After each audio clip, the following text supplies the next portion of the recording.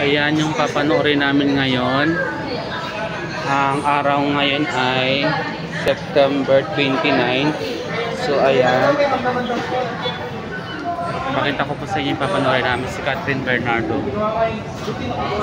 Ito yung kalaban niya, yung kontrabida. So ayan po, binablog ko lang po. Sa kabila naman, ito naman yung isang movie.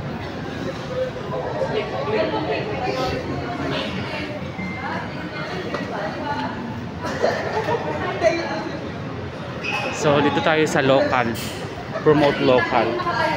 Ayan yung aming papanoorin. Ayan si Kuya Arnold.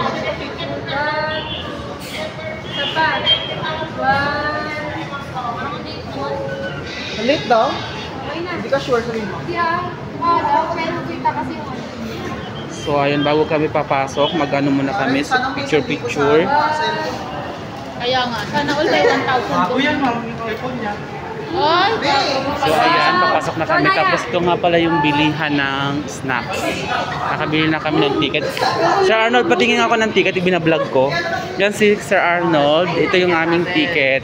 Yan. So ano mag-interview ako? Ano masasabi mo, sir, sa pagpasok natin mamaya?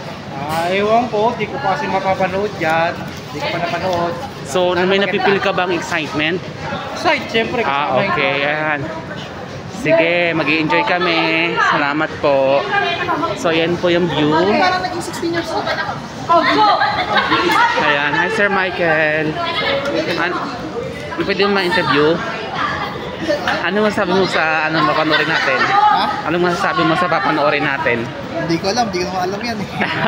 Okay, walang idea, Sir Michael. So, ayan. Ito yung nakakatakot na movie. So hanggang dito na lang muna po ang aking vlog kasi magsi-selfie-selfie muna kami. Bye-bye po.